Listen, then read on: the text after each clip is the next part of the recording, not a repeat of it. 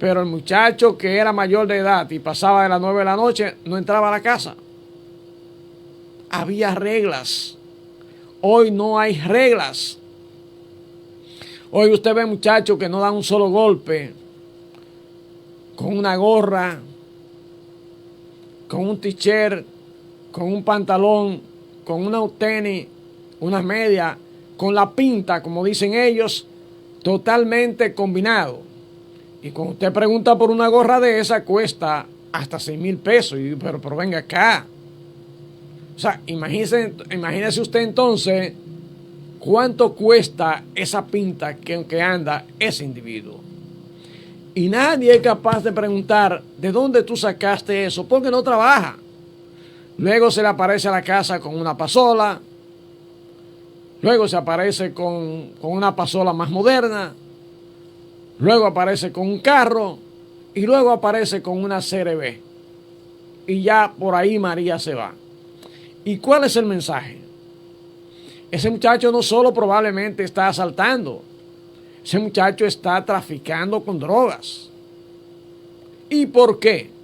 Porque aquí todo el mundo sabe lo que cuesta avanzar trabajando. Aquí todo el mundo sabe y no lo ignora cuánto cuesta crecer trabajando.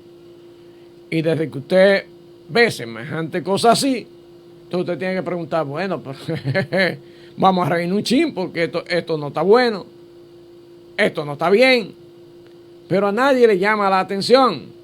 Pero peor aún, muchos padres acompañan a esos muchachos cuando ellos están en dificultades, lo justifican. O sencillamente esa conducta la heredaron del padre. Y es obvio que el padre va a defenderlo porque realmente a ellos le es familiar esa conducta porque ellos se la transmitieron. Ellos se la transfirieron. Y hasta que eso sea así, señores, estamos perdidos, porque estamos en una sociedad cual si fuera un aprendiz de karate, para ser karateca, que su papá es karateca, un aprendiz de boxeo, que su papá es boxeador, un aprendiz de judo, que su papá es judoka, entonces su papá lo acompaña en los actos, su papá lo acompaña en las desgracias, su papá lo acompaña y lo defiende.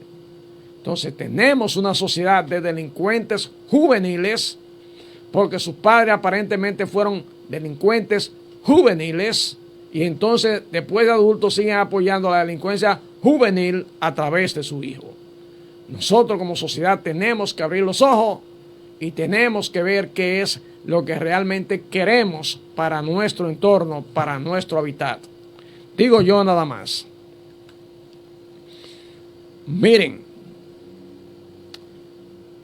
hay noticias que no son tan malas.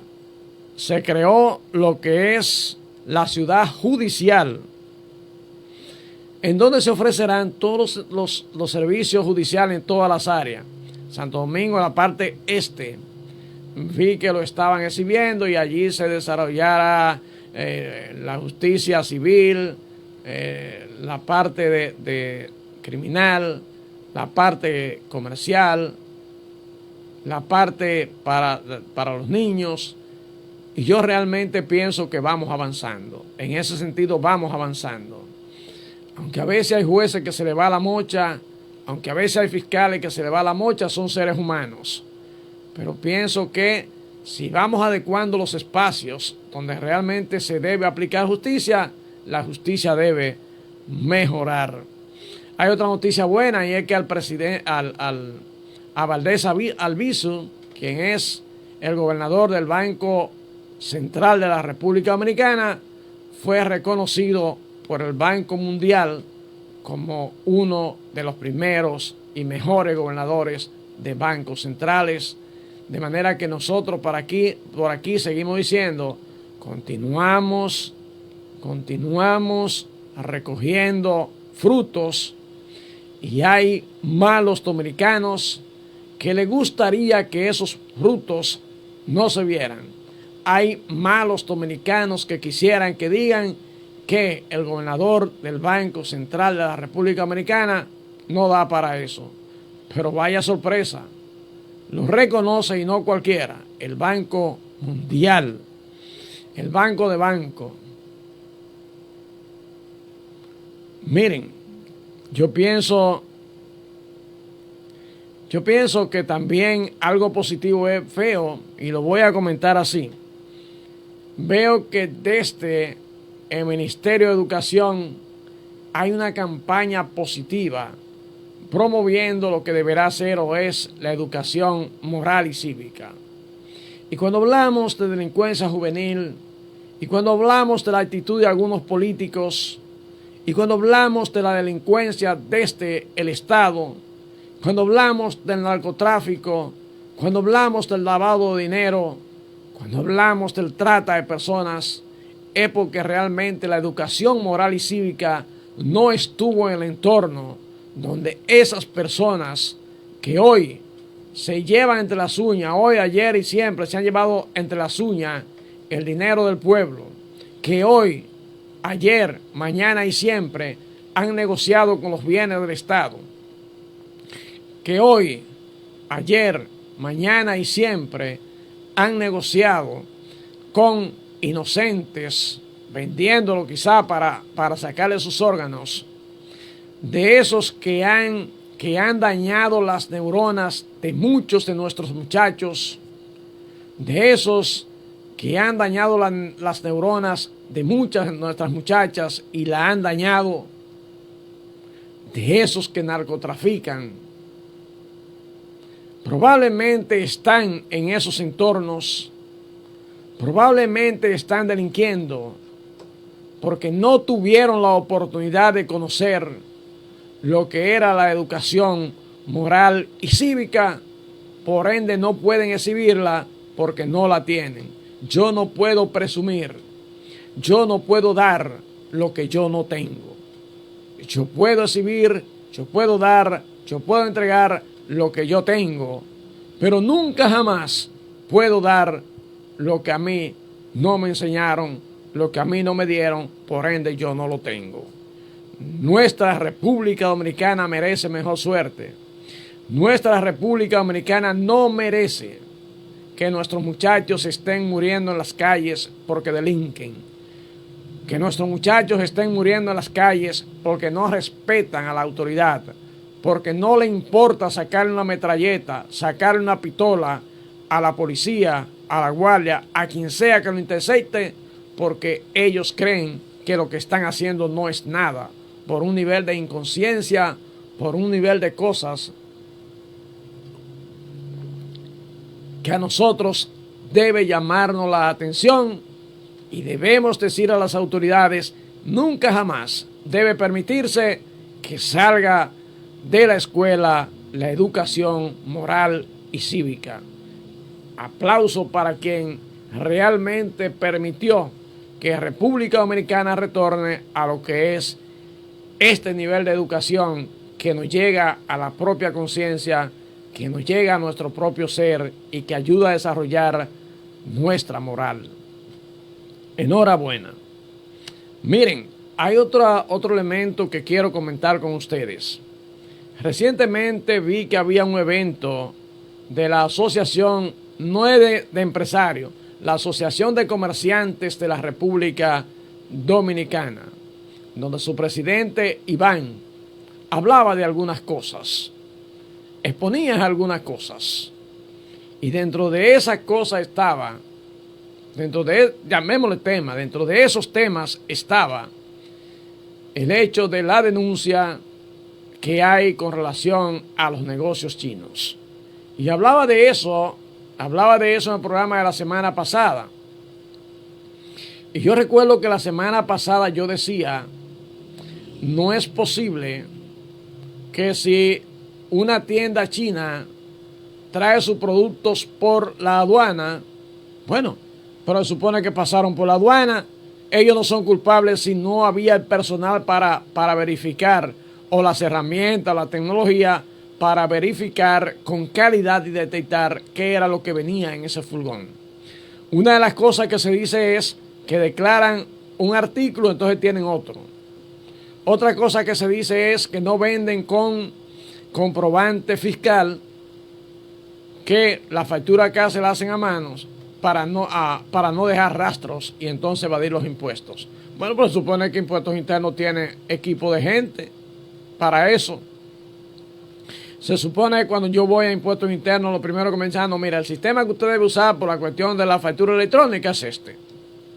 Digo yo, que la construcción no está adecuada a lo que debe ser. Bueno, pero se supone que hay controles para la construcción. Se supone que hay una aprobación de suelo, se supone que hay un seguimiento de parte de obra pública para la estructura, etcétera, etcétera. Entonces, decía Iván, nosotros no estamos en contra de los chinos. Nosotros lo que queremos es que la competencia sea igual, que sea leal, que no sea desleal. Pero los chinos entonces dicen, no, lo que pasa es, porque tenemos que ver las dos campanas, lo que pasa es que nosotros importamos grandes cantidades y esa grande cantidad de negocio en escala, ¿verdad? Permite que yo tenga precios más razonables. Pero también decía alguien, es que el dominicano que es negociante, no empresario, quiere ganárselo todo. Si compra a 50 pesos, quiere vender a 150. Y entonces, aquel que no es tonto, aquel que sabe cómo hacerlo, entonces va y averigua y compra donde se lo venden con más razón, más razonable. Y eso suena con sentido. Y eso tiene sentido. Entonces, lo que nosotros queremos es, aún en la hora que hay, creo que 13, 12 negocios en el país cerrado de chinos, por las razones que hemos enumerado. Hay otro elemento ahí que hay que tomar en cuenta y es que cuando hablamos de los chinos evasores de impuestos de aranceles en la aduana, cuando hablamos de chinos que evaden los impuestos de impuestos internos, cuando hablamos de chinos que no cumplen con las reglas para estructurar un edificio, entonces los culpables no son ellos, pero tampoco son todos. Hay gente que me imagino que cumplirá. Y entonces lo que hay que reglamentar a los que no están reglamentados. ¿Y usted sabe por qué?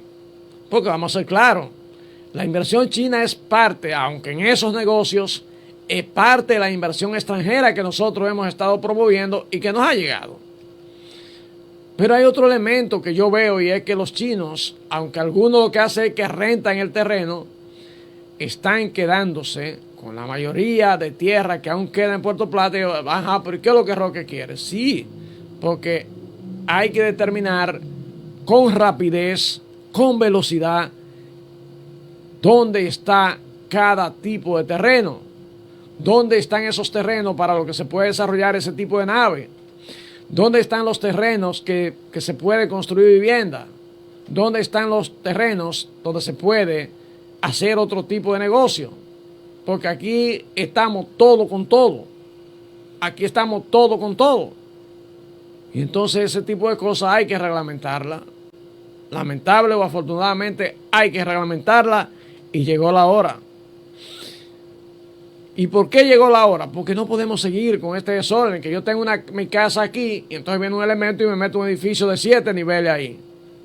Pero ese elemento ni tiene parqueo, ni tiene comodidades para basura, no tiene nada, y entonces lo que usted compró para vivir tranquilo se lo convierte en un desorden, y las autoridades algunas le cogen cheles y permiten hacerse los locos para que él también se haga el loco y haga su construcción.